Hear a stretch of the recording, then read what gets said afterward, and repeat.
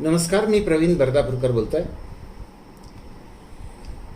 मागच्या भागात सांगितलं त्याप्रमाणे माझं पत्रकारितेतलं प्रदीर्घ वास्तव्य नागपुरात झालं.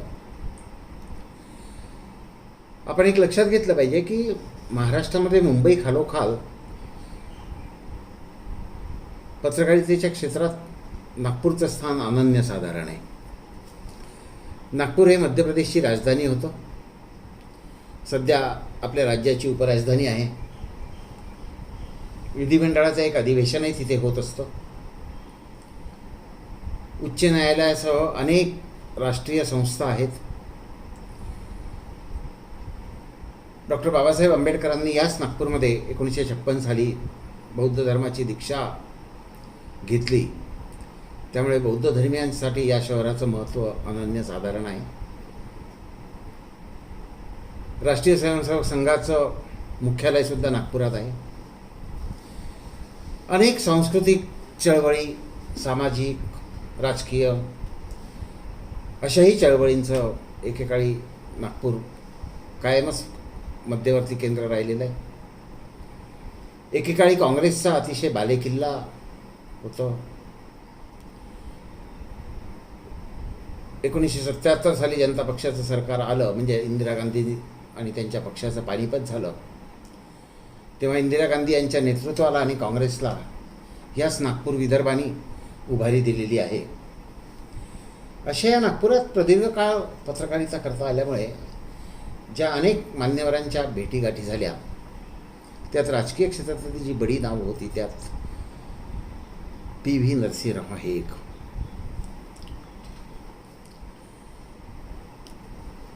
काय म्हणजे गंमत असते की त्याला आता विधिलिखित वगैरे असंही काही म्हणता येणार नाही किंवा दैव वगैरे याच्यावरचा माझा विश्वास नाही. पण काही माणसांच्या पराभवामध्ये सुद्धा एक विलक्षण अशी ऐट असते. म्हणजे आमचे BT देशमुख अमरावतीतून पराभूत झाले विधान परिषदेच्या निवडणुकीत, तरी त्यांच्यासमोर नतमस्तकच व्हावंसं वाटलं त्यांच्या पराभवानंतर. म्हणजे पराभवामध्ये सुद्धा एक असं विलक्षण काहीतरी असतं. नरसिंहरावांच्या बाबतीत मात्र सगळं उलटच घडत गेलं. पंतप्रधान म्हणून त्यांची कारकीर्द यशस्वी होती. राजकारणी म्हणून त्यांनी अनेक विजय संपादन केले. पण नरसिंहराव कायम उपेक्षेचे धनी ठरले. मला नाही वाटत की आपल्या देशाच्या राजकारणामध्ये इतकी उपेक्षा वाट्याला आलेला अन्य कोणी पंतप्रधान असेल म्हणून. किती उपेक्षा वाट्याला यावी, तर ज्या माणसाने आपल्या देशाला एका वेगळ्या वाटेवर नेऊन सोडलं, आर्थिक उदारीकरण आणि जागतिकीकरणाच्या, त्या पंतप्रधानांची जन्मशताब्दी सुद्धा काँग्रेस पक्षातर्फे सार्वत्रिक साजरी झाली नाही. एक तोंड देखली प्रतिक्रिया प्रभारी पक्षाध्यक्ष सोनिया गांधी यांनी पाठवली. पण त्यांचे जेव्हा ते वारले तेव्हा त्यांच्यावर दिल्लीमध्ये अंत्यसंस्कार सुद्धा होऊ दिले गेले नाही. इतकंच कशाला, काँग्रेसला एक नव उभारी प्राप्त करून देणारा जो माणूस आहे,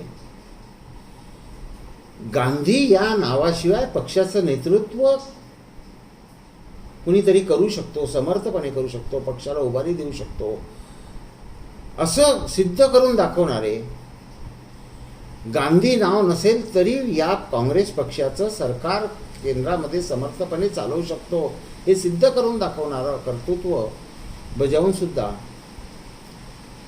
नरसिंहराव यांचं पार्थिव मात्र काँग्रेस मुख्यालयाच्या आतमध्ये येऊ दिलं गेलं नाही. ते रस्त्यावरूनच शेवटी विमानतळाकडे गेलं. इतकी उपेक्षा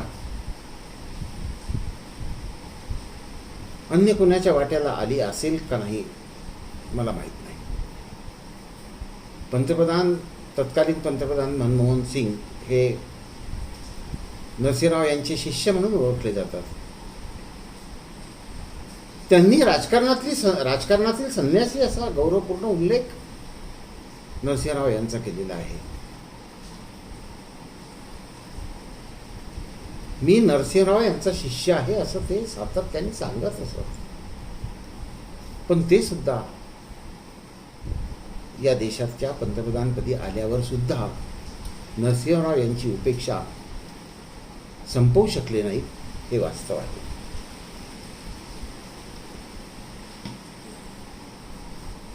नरसिंहराव यांची माझी भेट 1984 साली पहिल्यांदा झाली.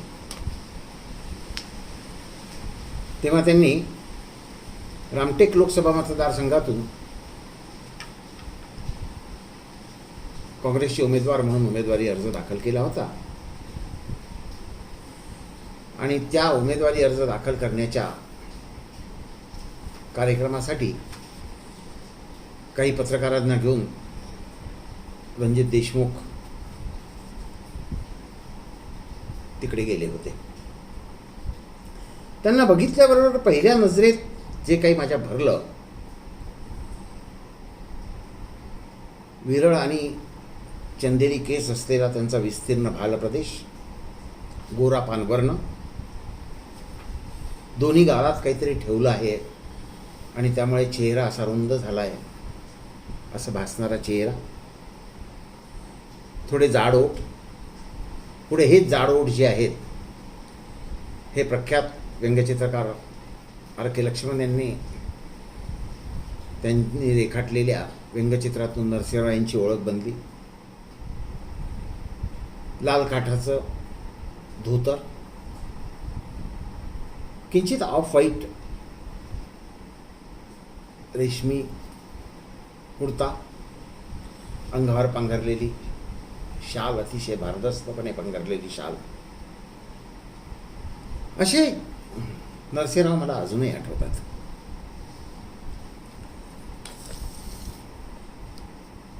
त्या कार्यक्रमानंतर जेव्हा पत्रकारांशी त्यांनी संवाद साधला तेव्हा देशाच्या राजकारणात, काँग्रेसच्या, विशेषतः काँग्रेसच्या राजकारणात एक महत्त्वाचा नेता असा ज्यांचं नाव लौकिक होता, त्या नरसिंहराव यांनी चक्क मराठीमध्ये संवाद साधला. हे माझ्यासाठी धक्कादायक होतं. नरसिंहराव मूळचे आंध्र प्रदेशचे, दिल्लीमध्ये इतकी वर्ष वास्तव्य त्यांचं झालेलं, गांधी घराण्याशी ते एकनिष्ठ, आणि तरी ते पत्रकारांशी, नागपूरच्या पत्रकारांशी मराठीत संवाद साधतायत याचं अप्रूप मला वाटल्याचं राहिलं नाही. मग पुढे कळलं की त्यांना मराठी शिवाय हिंदी, इंग्रजीच नव्हे तर भारतीय 13 भाषा येतात, असा तो विद्वान माणूस होता. काळ कसा बदलतो बघा. मला दुसरं नरसिंहराव यांचं एक दर्शन आठवतं. 1991 मधली गोष्ट आहे.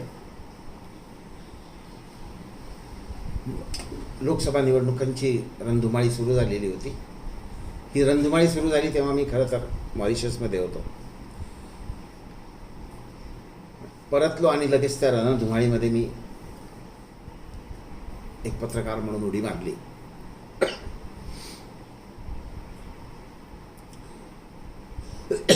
आणि अशाच एका रात्री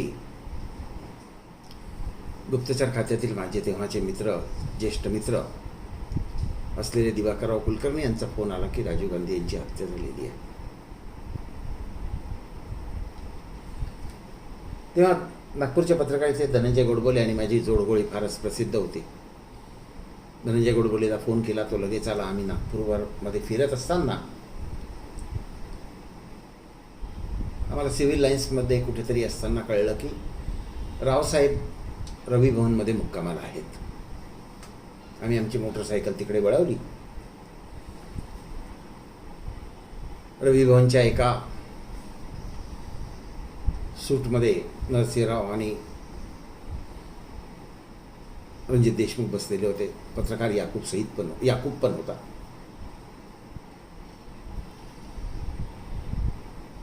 मंद असा दिवा, नरसिंहरावांच्या शेजारी तांब्याचं एक फुलपात्र आणि तांब्या ठेवलेला होता, त्यातलं पाणी ते अधूनमधून पित होते. ती त्यांची एक शैली होती, ते तांब्याच्या भांड्यातलंच पाणी पित असत. रणजित देशमुखांची फोन लावण्याची घाई सुरू होती. रवी भवनच्या ऑपरेटरने काही रावसाहेबांच्या सूटमध्ये डायरेक्ट लाईनसुद्धा दिलेली नव्हती. आणि रणजित देशमुख एक प्रयत्न असा करत होते की नरसिंहराव यांना ताबडतोब एखादं विमान मिळावं आणि त्यांनी मुंबईला जावं. आणि सगळीकडून नकार येत होता. कुठून प्रतिसाद मिळत नव्हता, तर कुठून काहीतरी कारणं सांगून विमान देण्यास असमर्थता व्यक्त करत होता. गंमत बघा, त्या रात्री ज्या माणसाला विमान नाकारलं जातंय, ज्या माणसाला टेलिफोनची डायरेक्ट लाईनसुद्धा दिली जात नाही आहे, तो माणूस उद्या या देशाचा पंतप्रधान बनणार आहे याचे कोणतेही संकेत तिथे बसलेले कोणालाही नव्हते. आणि अखेर सकाळच्या विमानाने नरसिंहराव दिल्लीला रवाना झाले. तेव्हाही आम्ही विमानतळावर होतो, कारण रणजित देशमुखांसोबत गेलो होतो. नरसिंहरावांचा चेहऱ्यावर कपाळावर आठ्यांचं दाट जाळं पसरलेलं होतं. चेहरा भयंकर चिंताक्रांत होता, असे नरसिंहराव मला आठवतात. आणि एकदम ट्रान्सफर सीन झाला. त्यानंतर महिनाभरातच मोवाडची दुर्घटना घडली. अख्खं गाव पुरामध्ये वाहून गेलं. ज्या रामटेक लोकसभा मतदारसंघाचं 2 वेळा प्रतिनिधित्व नरसिंहराव यांनी केलं, त्याच मतदारसंघात हे गाव येत होतं. आणि तेच नरसिंहराव आता पंतप्रधान झालेले होते. आणि त्या गावाला भेटी देण्यासाठी जेव्हा नरसिंहराव आले, तेव्हा ज्याला टोटल ट्रान्सफॉर्मेशन असं जे म्हणतात, तसं झालेलं होतं. नरसिंहरावांच्या चेहऱ्यावर तेज आलेलं होतं. विशेष सुरक्षा व्यवस्था होती. त्यांच्या चेहऱ्यावर आत्मविश्वास ओसंडून वाहत होता. नरसिंहरावांनी जणू काही कातच टाकलेली होती.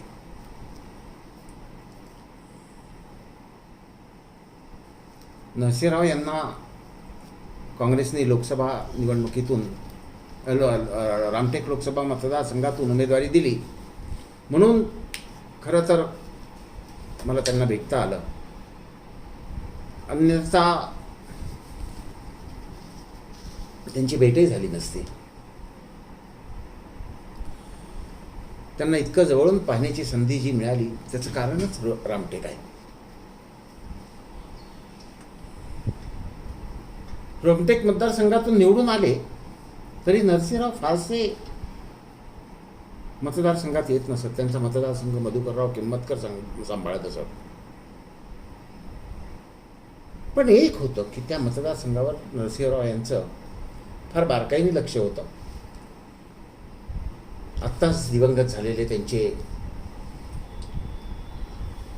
खाजगी सचिव राम खांडेकर ती जबाबदारी मधुकरराव किंमतकर यांच्या मदतीने अतिशय चांगल्या पद्धतीने सांभाळत असत. नरसिंहराव मूळचे आताच्या तेलंगणातील करीमनगरचे, म्हणजे तत्कालीन आंध्र प्रदेशातल्या करीमनगरचे. हैदराबाद, नागपूर आणि पुणे इथे त्यांचं शिक्षण झालं. अर्थात या गोष्टी मला नंतर समजत गेल्या. मी मगाशी सांगितलं त्याच्याप्रमाणे, म्हणूनच त्यांना मराठी अतिशय उत्तम येत होतं. 1962च्या निवडणुकीत, विधानसभा निवडणुकीत ते सर्वप्रथम विजयी झाले, मग राज्यमंत्री झाले. पुढे यथावकाश त्यांच्या कर्तृत्वाला बहर येत गेला. ते वरवर चढत गेले. आंध्र प्रदेशचे मुख्यमंत्री झाले. 1969 साली काँग्रेसमध्ये जी फूट पडली, त्या फुटीच्या काळामध्ये इंदिरा गांधींनी नरसिंहरावांना दिल्लीमध्ये बोलावून घेतलं. तेव्हापासून नरसिंहराव हे गांधी घराण्याशी एकनिष्ठ राहिले. ते आधी इंदिरा गांधींशी एकनिष्ठ होते आणि मग राजीव गांधींशी सुद्धा एकनिष्ठ होते. इंदिरा गांधी आणि राजीव गांधी यांच्या पंतप्रधान पदाच्या काळामध्ये केंद्र सरकारमधील सगळी महत्त्वाची मंत्रिपदं नरसिंहराव यांनी भूषवली. ह्या जाती व्यवस्थेची अतिशय घट्ट वीण असलेल्या आपल्या देशाची नस त्यांना ठाऊक होती. अर्थकारण, प्रशासन यावर त्यांची चांगली पकड होती. त्यांची श्रवणशक्ती अतिशय उल्लेखनीय होती. समोर आलेल्या माणसाचं बोलणं ते न कंटाळता ऐकून घेत असत आणि ते बोलणं ऐकत असताना त्यांच्या चेहऱ्यावर काहीही प्रतिक्रिया नसे. त्यांच्या मनामध्ये काय चाललेलं आहे याचा कोणताही थांगपत्ता समोरच्या माणसाला लागत नसे. बहुभाषा ज्ञान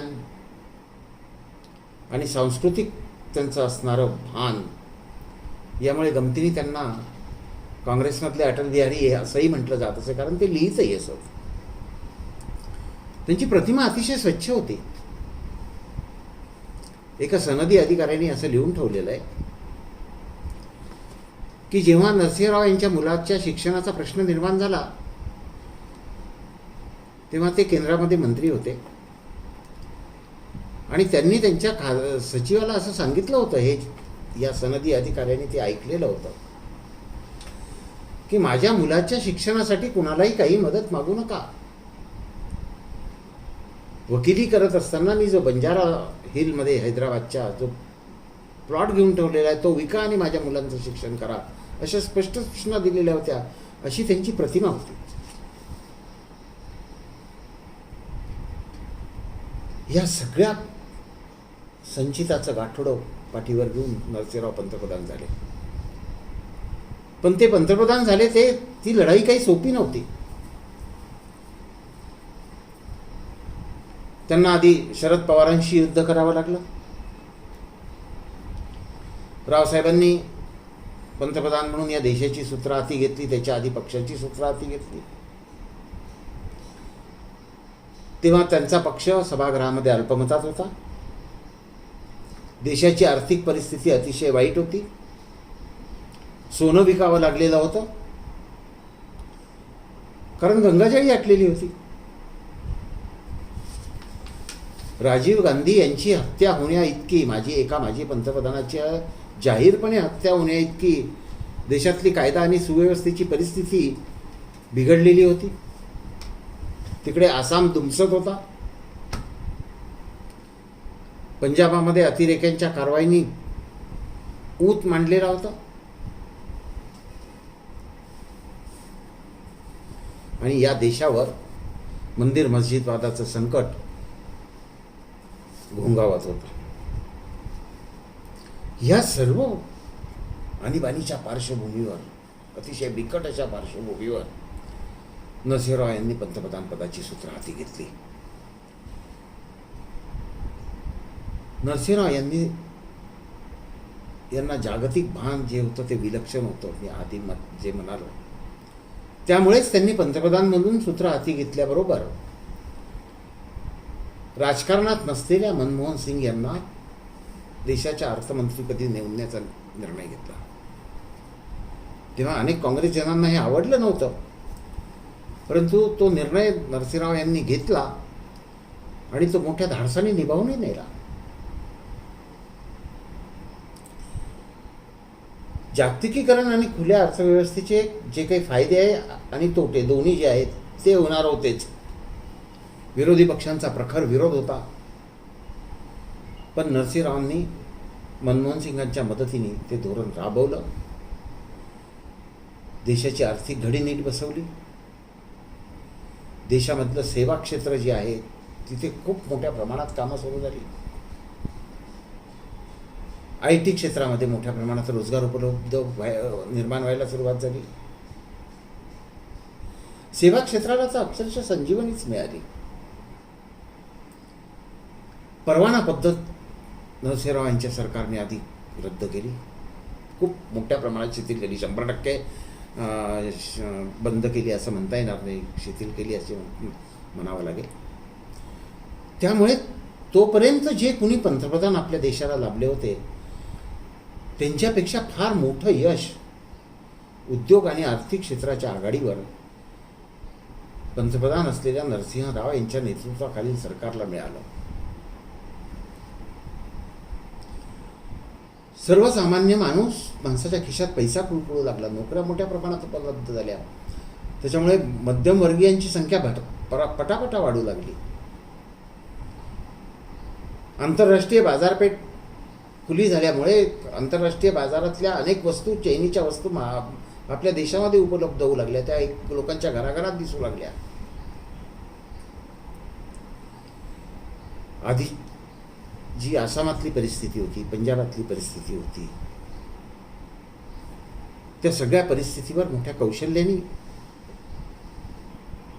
तत्कालीन गृहमंत्री शंकरराव चव्हाण यांच्या मदतीने त्यांनी नियंत्रण मिळवलं. नरसिंहराव आणि शंकरराव चव्हाण ही पण एक तत्कालीन राजकारणातली महत्त्वाची जोडी होती. हे सगळं जे यश होतं हे खरंच डोळे दिपवणारं होतं. पण याच काळात हितेन दलाल, हर्षद मेहता वगैरे सारखी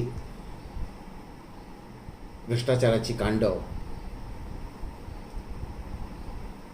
शेअर बाजारात घडली. सरकार टिकवण्यासाठीचा लाच प्रकरणही याच काळात घडलं. या सगळ्याचं खापर नरसिंहराव यांच्यावर फुटत होतं.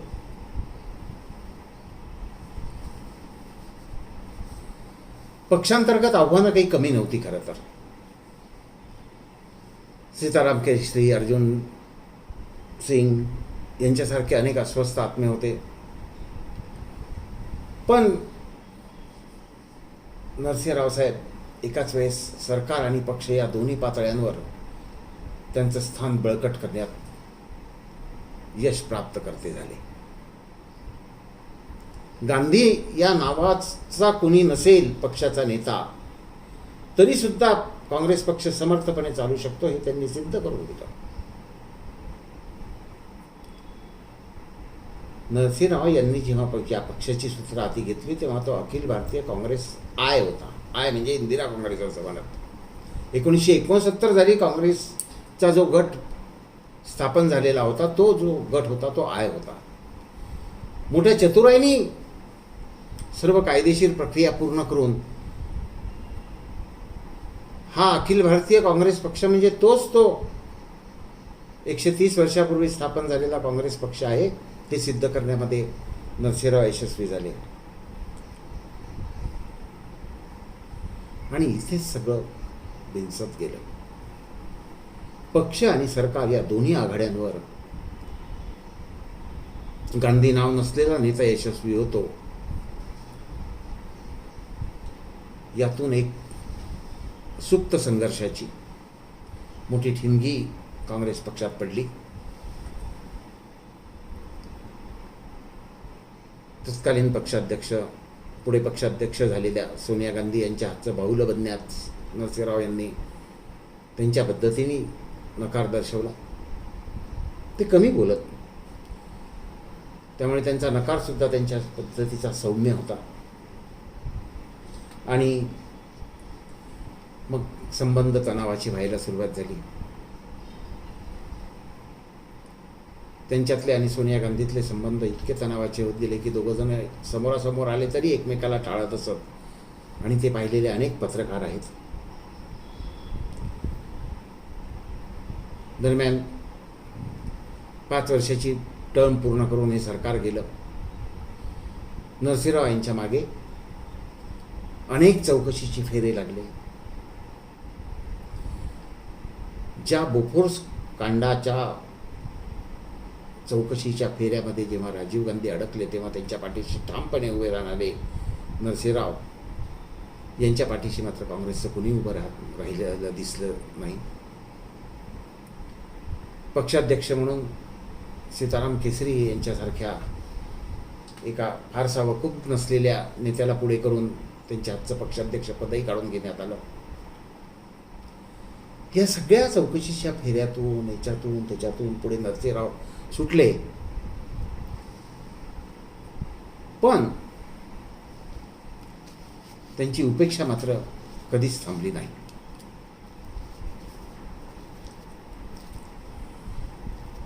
तेव्हाही अतिशय उघडपणे बोललं गेलं की नरसिंहराव यांचे पार्थिवावर अंत्यसंस्कार हे सोनिया गांधी यांच्या आदेशानुसारच दिल्लीमध्ये होऊ दिले गेले नाहीत आणि हतबल होऊन तत्कालीन पंतप्रधान मनमोहन सिंग यांनी नरसिंहराव यांचं समाधीस्थळसुद्धा दिल्लीमध्ये उभं होऊ देण्यास जोर लावला नाही. पुढे तो निर्णय नरेंद्र मोदी पंतप्रधान झाल्यावर घेण्यात आला, त्यामुळे काँग्रेसच्या जखमेवर खूप मीठ चोळलं गेलं. पण हे राजकारणात ह्या गोष्टीकडे जरा वेगळ्या दृष्टिकोनातून बघावं लागतं. तर सांगायचं तात्पर्य हे की एक अफाट कर्तृत्व असलेला पक्षनेता आणि एक अफाट कर्तृत्व असलेला पंतप्रधान आणि त्या कर्तृत्वालाच मस्जिद पडणे, बाबरी मस्जिद पडणे किंवा शेअर बाजारातले काही भ्रष्टाचाराची प्रकरणं गाजणं, विश्वासदर्शक बहुमतासाठी लाच दिल्याची प्रकरणं गाजणं यासारख्या काही काळी किनार असलेली कारकीर्द असलेल्या, पण त्या काळ्या बाजूपेक्षा त्यांचं यश जे आहे नरसिंहराव यांचं ते फार मोठं आहे, सोनेरी आहे, डोळे दिपवणारं आहे. पण इतकं सगळं करून सुद्धा, इतकं चौफर कर्तृत्व गाजवून सुद्धा नरसिंहराव यांची नोंद मात्र काँग्रेस पक्ष आणि या देशाने उपेक्षा केलेल्या पंतप्रधान अशीच आपल्या देशाच्या राजकीय इतिहासात होणार आहे. नरसिंहराव यांच्या प्रती मी आदरांजली व्यक्त करतो आणि थांबतो. माझा हा ब्लॉग आपल्याला कसा वाटला कृपया आवर्जून कळवा. लाईक करा, शेअर करा आणि सबस्क्राईब करा.